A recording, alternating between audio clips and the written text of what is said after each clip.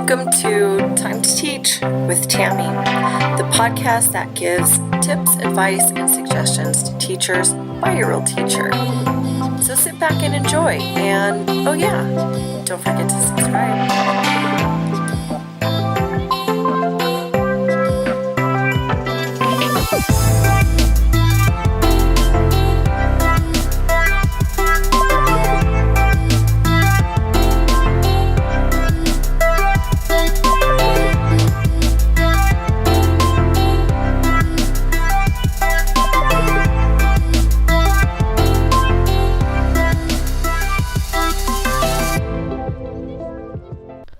And we're back. Welcome to episode 56.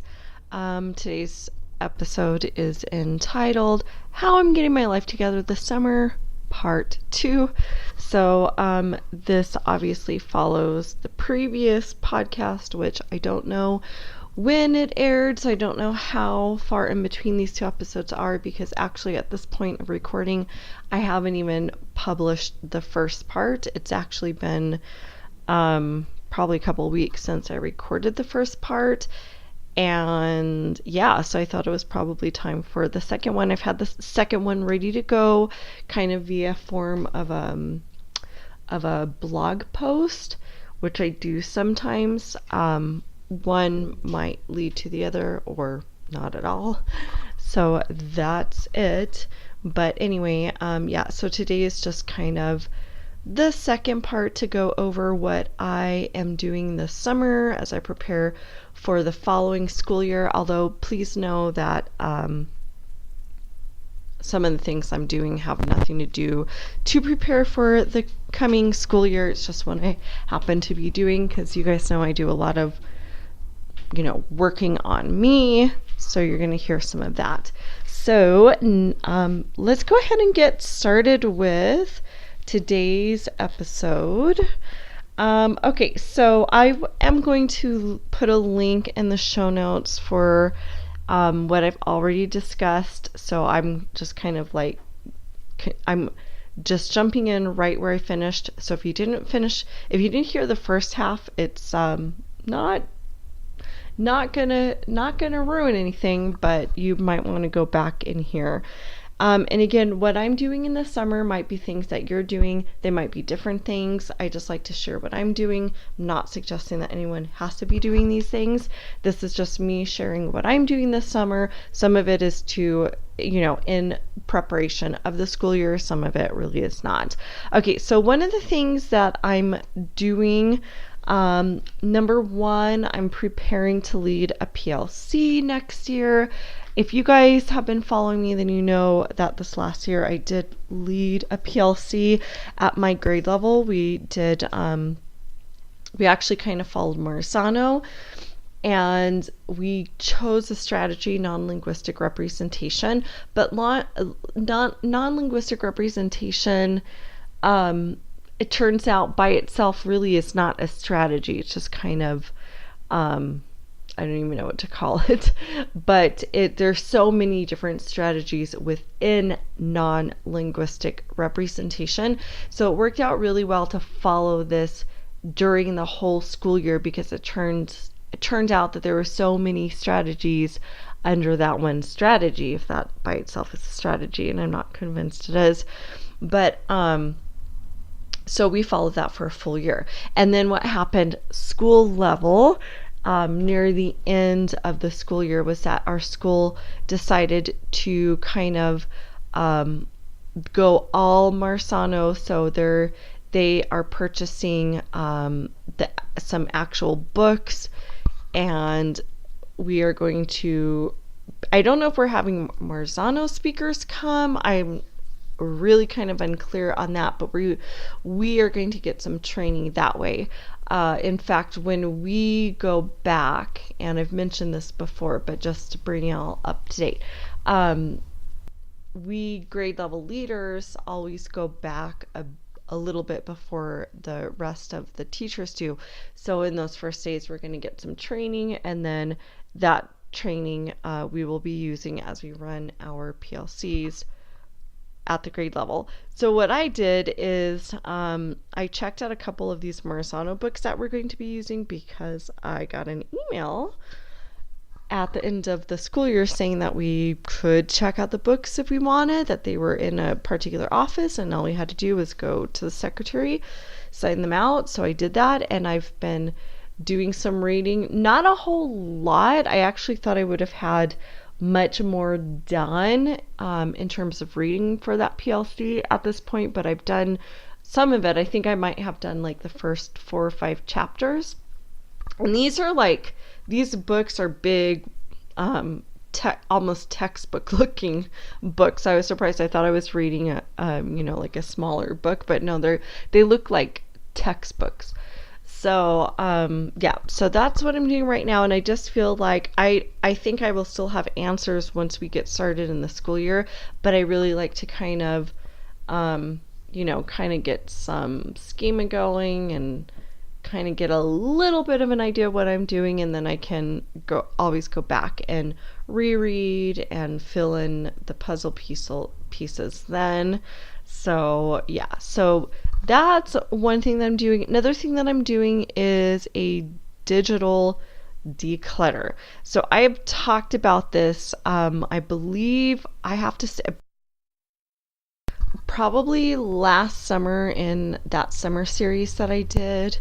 So I've talked about the digital declutter, but I always find that, well, okay, so let me say this. Digital declutter, let me define that, is really literally any kind of digital items that need to be cleaned out. So I'm referring to in my email, if there are things that I have not deleted, I kind of go through there and I do some deleting of old emails. Sometimes I hang on to things thinking that I may need to refer back to them, and sometimes I do need to refer back to them, but then sometimes I don't.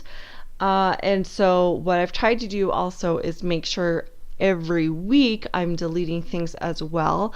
So I do try to do that to keep up with the digital clutter, but inevitably by the end of the school year, I really do have a lot of digital clutter. Okay, so it's in the form of email, but then it's also in the form of digital files. There are things that I might download during the school year, and then I download it, think I might possibly use it. I've never used it, or things that I've downloaded or even created and am housing in my drive, and now I just figure like I'm not using these things. It's really nice to delete some of those items too.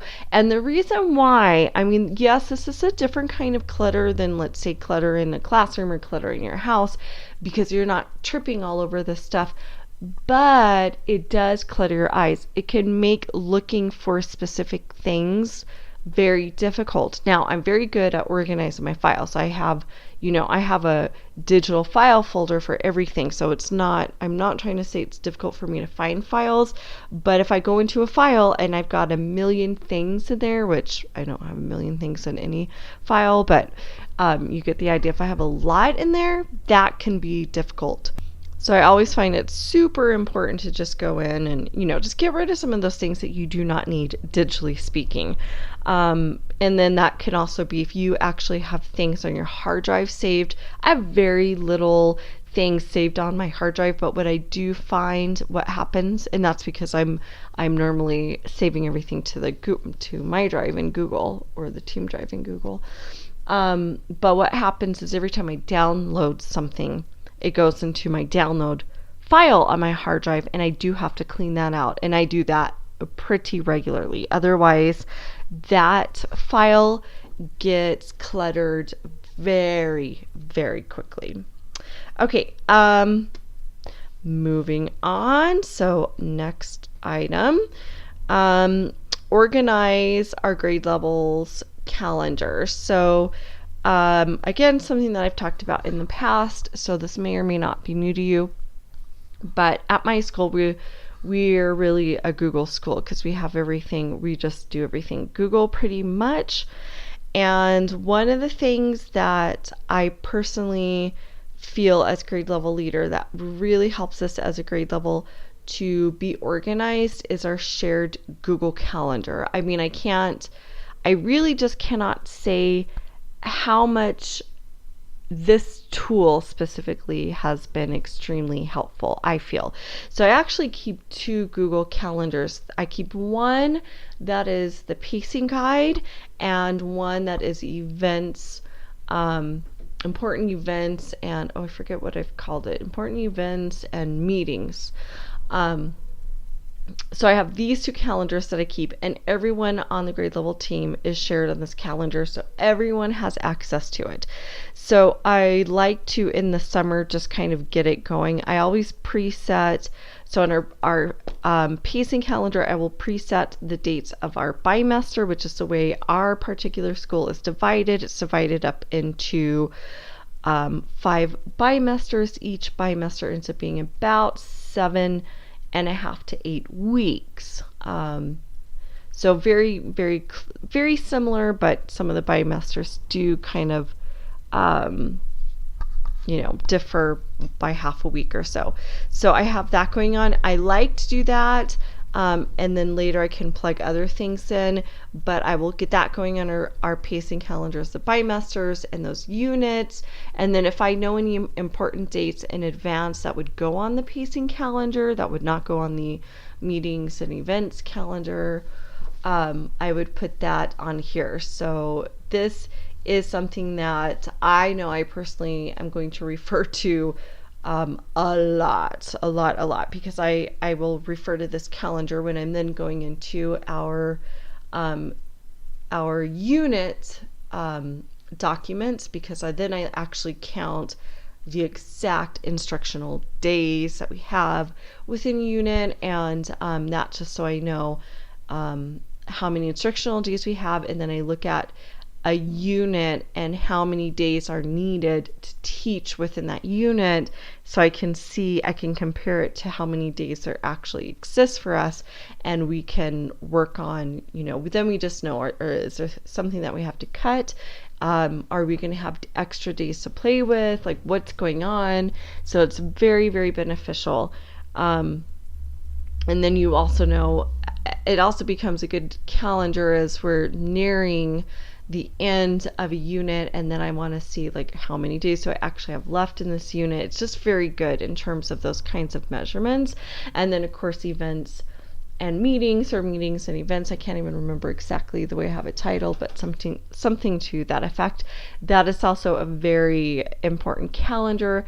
I put our weekly team meetings on there. We've been meeting every Tuesday and Thursday are our designated meeting days. Now I will not assign, as grade level leader, I'm not going to assign a meeting if we don't need it. I hope that's the way most people run, but I don't know what happens. So basically, I'm not going to plan a Tuesday meeting or a Thursday meeting just because those are meeting days. If there's nothing on the agenda, if there's nothing that we need to work on, and a lot of times there is, but sometimes there's not.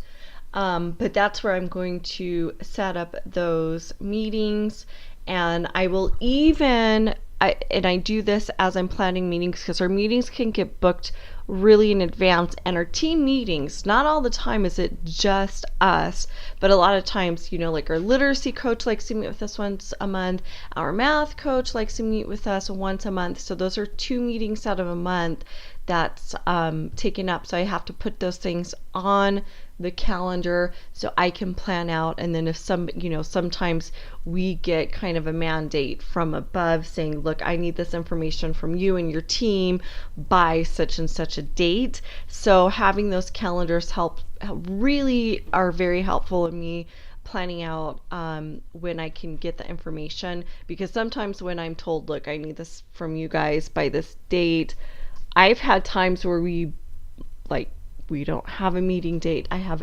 every meeting booked up until then, because sometimes I get those mandates and it's a small window, unfortunately. Most times we do have some time to play with, but if it weren't for that calendar and having it set up, I would not know. And since I have those preset in our calendar, so I have it in Google, the nice thing about Google, you can schedule a meeting or an event to occur regularly. So Tuesday and Thursday in our calendar, I have those set so they always show up. And then what I do, if we're actually meeting that day, I'll put a title in it. So that alerts me to know, like, yep, that is a real meeting day, even though it's not just reserved on the calendar, we actually are meeting that day.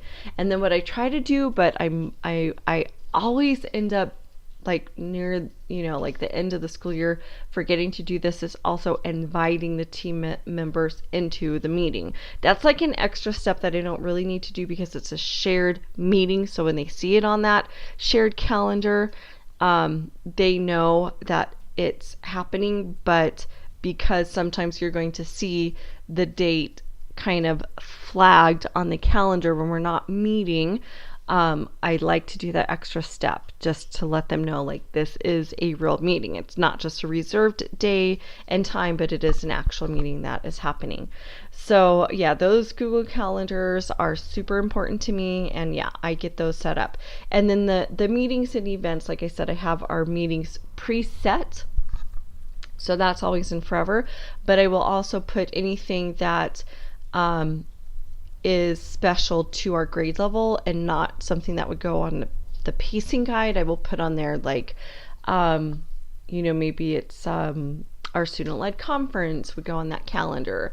Our parent-teacher conference would go on there. It would also go on our pacing guide because I want it to show up in both places. So I want it to show up on our pacing guide so we know that that's not an instructional day. But then it also would be on our meetings and events because it is an event that's important to pre-first and it's happening at pre-first. But then other things that I would put in there, other things that we attend as a grade level or do as a grade level, or like say there's a show that's happening in the auditorium and it's happening in the morning, I would plug that in. Also on the events calendar, meetings and events, because just make sure that everyone is aware of it. It's also very nice to have these things that everyone has access to, so in case someone maybe missed your email about it, because I will also email and put it on our email for the week, it's just kind of a safety net saying, like, it was here, it was announced there. Sometimes even with that, people are going to miss things because I think that's just the nature of what happens. We all know that teaching is, we're busy. And I know also I don't necessarily catch every email that comes in, but we are kind of instructed that if you see something that comes in from pre-first, just read it. But aside from that, they might have read it and then forgot about it, whatever the case is. So the more places where I have that information available, I just feel like the better, and the more probability of just making sure that everyone is aware of it. So that's why I usually have that in a couple of places. Okay. Moving on to our units. I kind of mentioned that a little bit with our calendar, especially the pacing guide, but what I do is I go into our unit documents, which we use Understanding by Design format. So if you follow Grant Wiggins and Jay McTighe's work, Grant Wiggins passed away a couple years ago. I want to say 2015, but boy, I could be completely wrong, but it has been a good 2 to 3 years now. But he and Jay McTighe are largely known for their Understanding by Design work, which is a backwards planning. I took a course on their work when I went through my master's program, and I have used that design, that unit designing since then, but it's really basically a backwards plan, and we at our grade level have all of our units designed this way.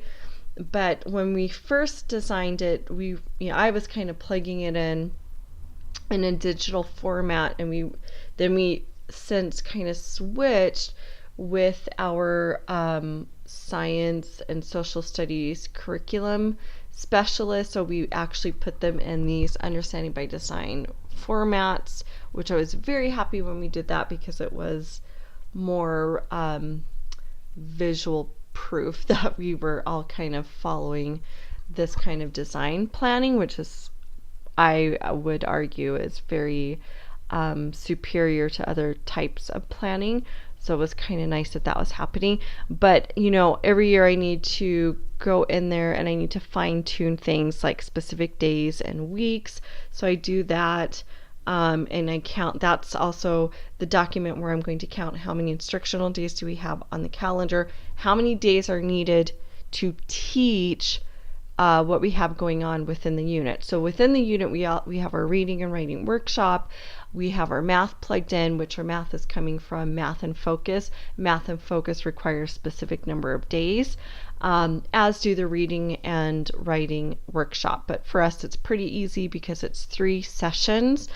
So we typically have 2 days to kind of play with. But inevitably, what always happens is, a session maybe needed to be broken into 2 days instead of just 1 because maybe it was kind of a difficult concept or whatever the reason is.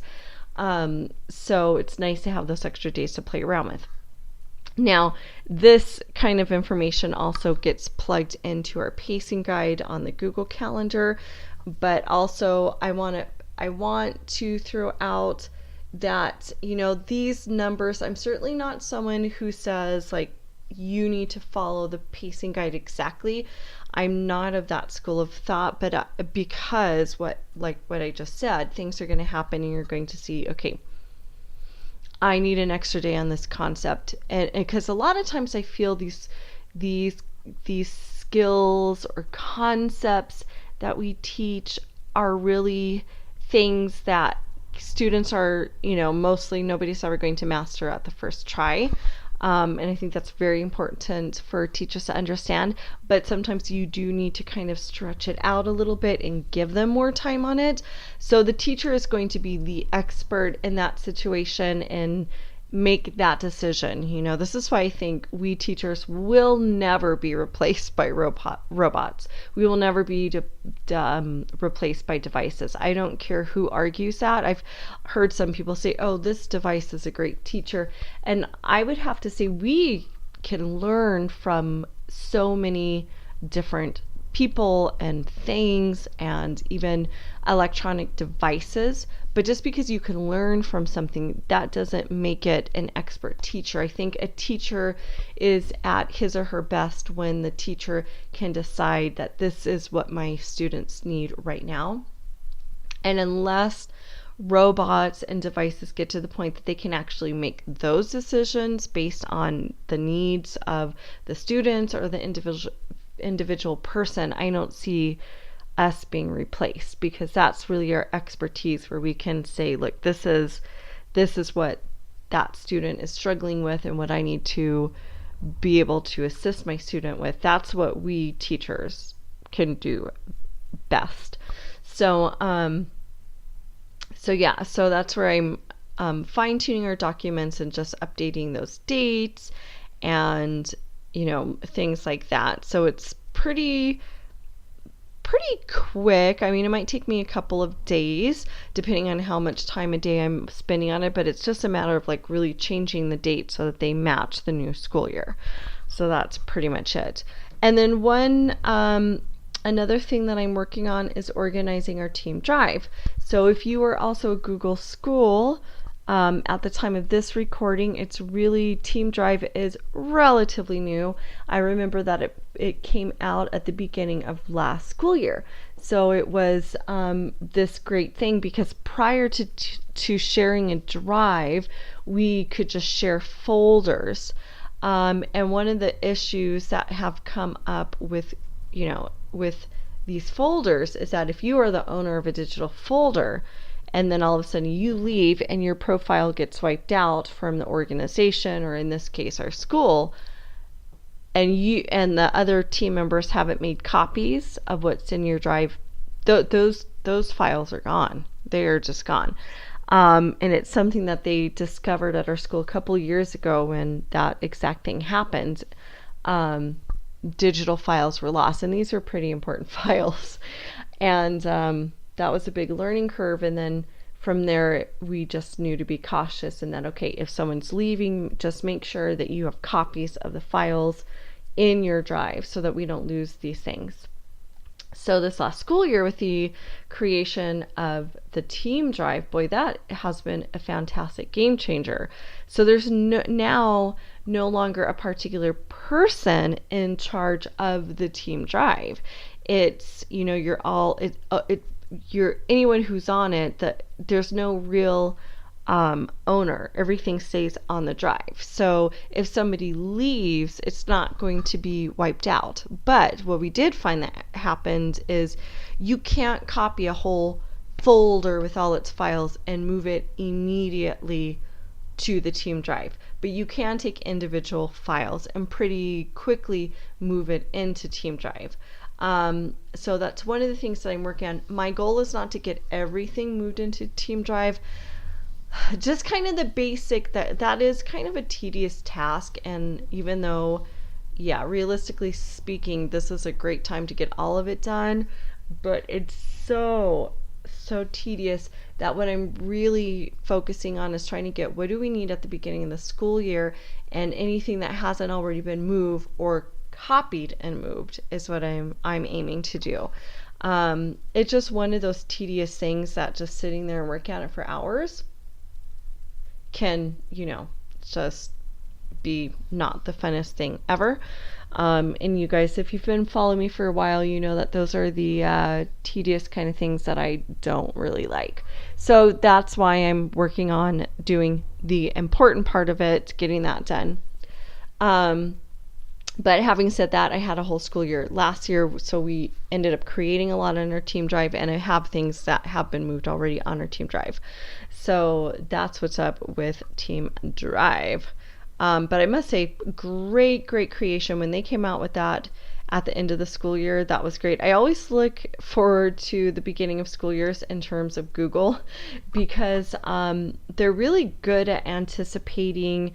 Well, not just anticipating. I think they get so much feedback from teachers and those who are working in this arena, and they really take that into consideration. But it seems a lot of their launches happen at the beginning of the school year. So I always look forward to, like, what's new with Google this school year, because they are just, I don't know if there's anyone else who is really working with educators the way that Google is.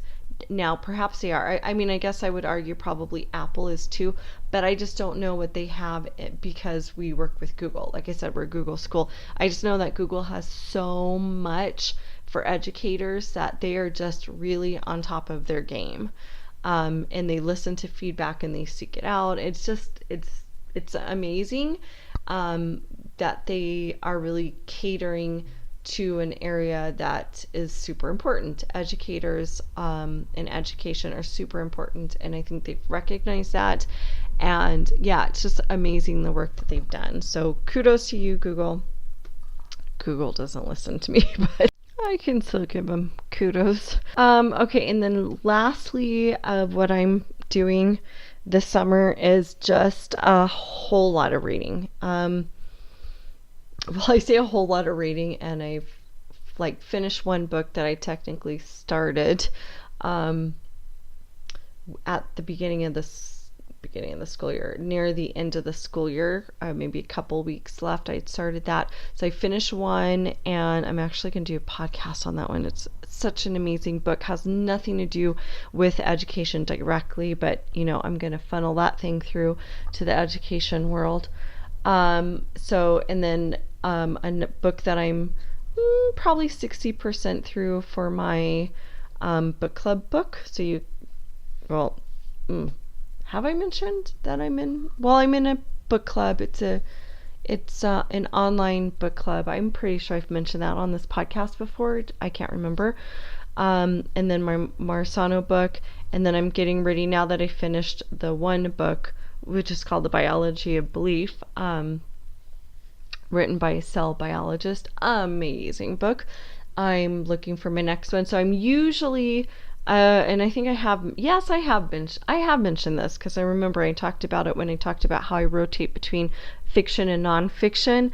And right now, what I've been doing, because I was so into the biology of belief book, I've just kind of been reading, this fiction and nonfiction simultaneously, and that's easier to do, of course, when I'm on vacation. Um, so yeah, so I'm doing reading. You guys know I'm an avid reader, so it's just something that I really like. Something that I do, and I am pretty sure I've mentioned this, is make sure I read 5% of my book every day. Typically, it's my book club book that I make sure I'm reading 5% of. So, of course, obviously, 5% in terms of pages is going to depend on the length of the book. So right now it's a relatively short book, so I get through really 5% very quickly, and then will right now read more than 5% of my book club book, and then I was reading that and the biology of belief, but I've since finished that. So I just want to do as much reading. I love reading. You guys know that if you've been listening for a while. I just think that everyone should be a reader, whether it's reading fiction and nonfiction. I used to not read so much nonfiction. It's really just been this past school year that I've been getting into more nonfiction books. I was getting my nonfiction needs met via, podcast listening, because obviously I'm an avid podcast listener as well. But it's just, yeah, I just think you just learn so much. So even if you're reading fiction, I honestly believe you learn so much from fiction. I read a lot of fiction that was written in the 1800s, and I just feel because I've been reading it for years, I don't know, probably like 12, 13 years, that I've really focused a lot on 19th century literature. I just feel like I have a pretty good grasp of their culture back then. Or at least some of it. So you also learn about life, because in fiction, and especially if you're reading more like a realistic fiction, I'm not talking like science fiction, it's really modeled after our own life. So you end up learning so much.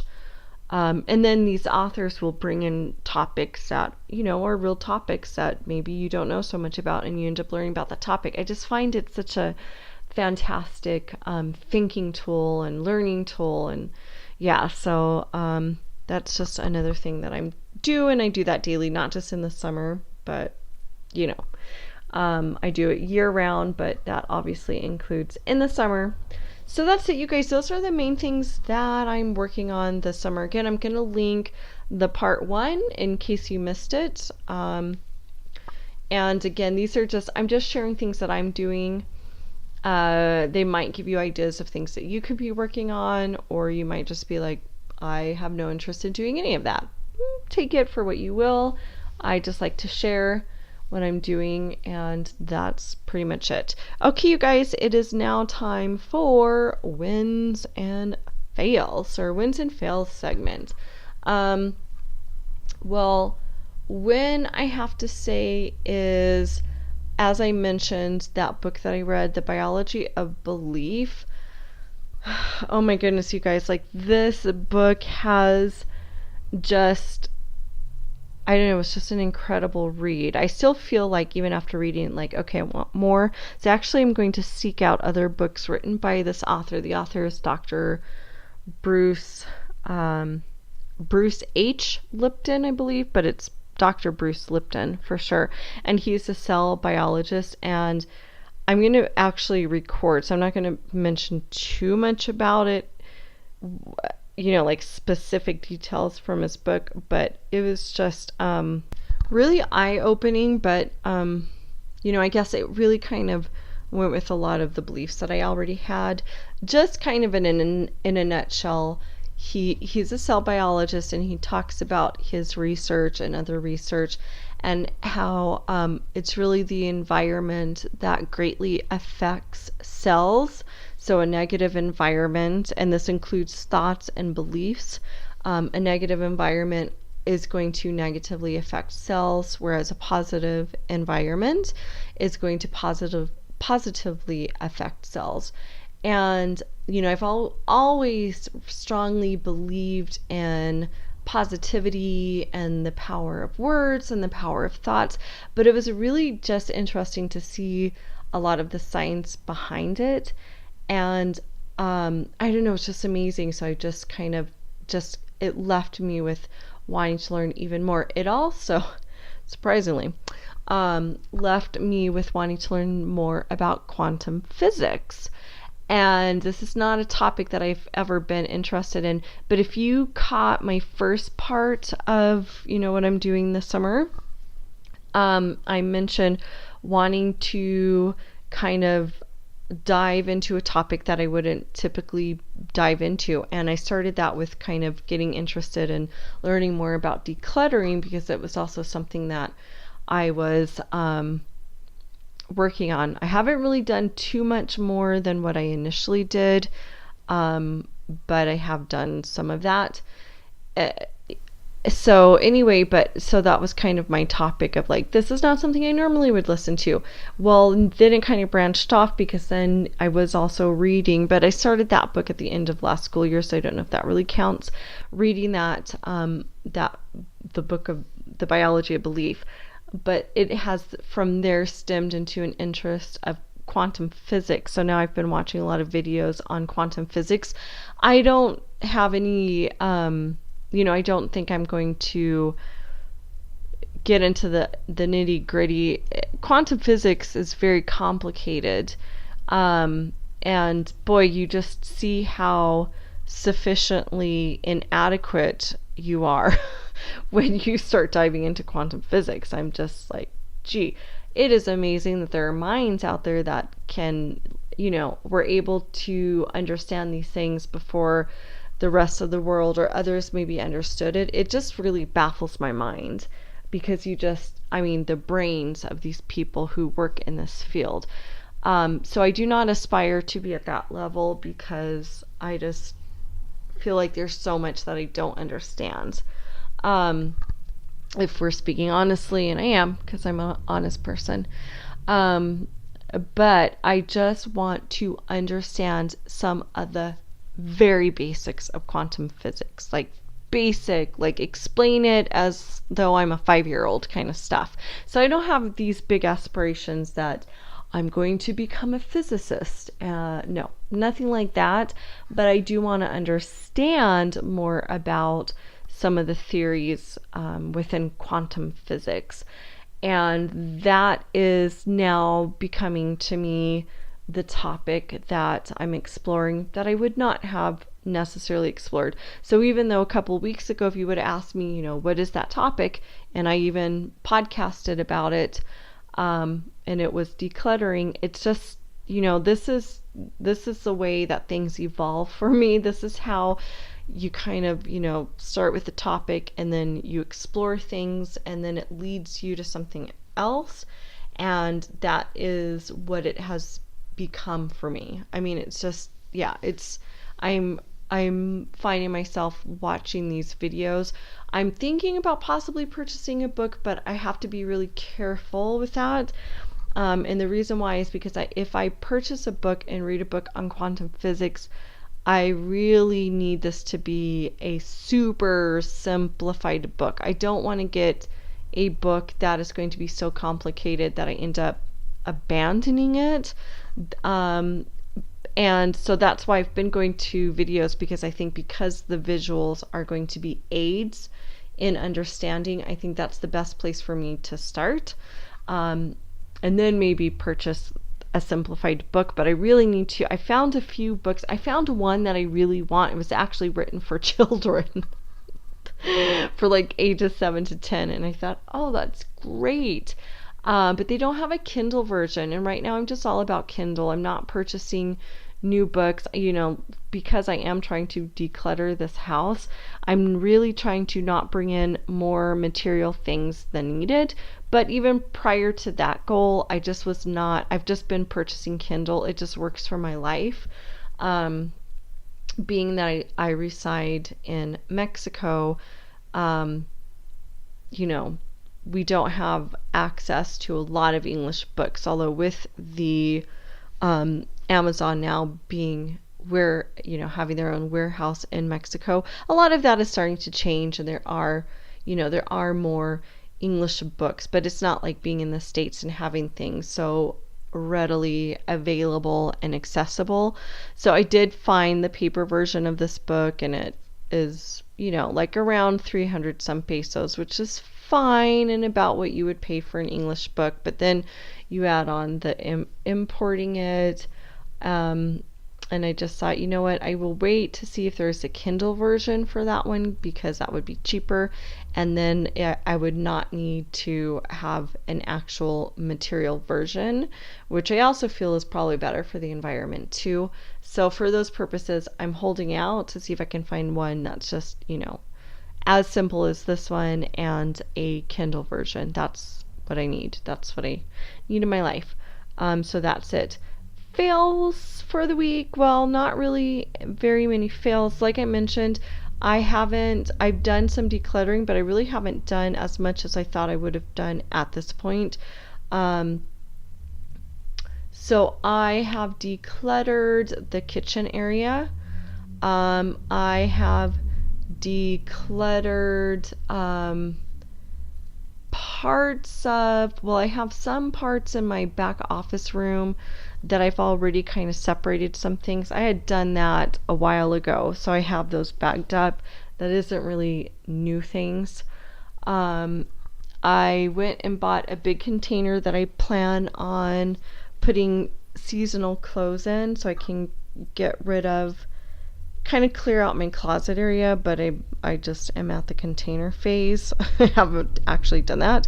So it's kind of my fail that I haven't quite done as much decluttering as I thought I would have done by now, but I have done some, and that felt good. And then actually it was funny because my husband kind of went through his drawer and decluttered the other day, but that was not me doing it. That was him, and that was not really intentional. So I don't know if I can really take credit for something that my husband did, but it did feel good that he did that.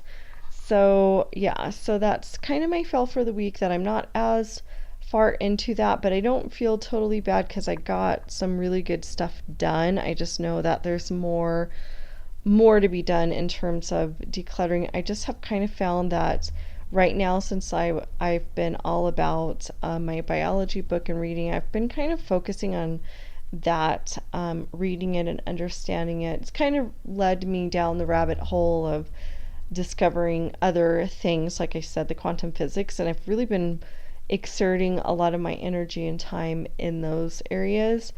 So I don't know, I guess what I'm saying is I'm really procrastinating. I need to just kind of force myself to get more done in that way, but yeah, so if there is a fail, I think that would be it. Okay, you guys, well, that is it. I just kind of wanted to share a little bit more about what I've been up to and doing this summer, and I hope you are having a great summer, and I'd love to hear from you. So if you would like to tweet to me, I'm at TamiJ123. That's TAMIJ123, and I'd love to hear the things that you're working on this summer. Until next time. Wait a minute. Wait 1 minute. Before you go, don't forget you can catch our show notes online at www.timetoteach.libsyn. That's libsyn.com. We're also on Facebook at Time to Teach. Don't forget to check out our Facebook group, Teachers for Effective Curriculum. And if you're an educator with your own podcast show, I invite you to join our brand new Facebook group, Teachers Who Podcast. Let's grow a community where we can network, problem solve, and discuss anything and everything podcast related. I'll see you there.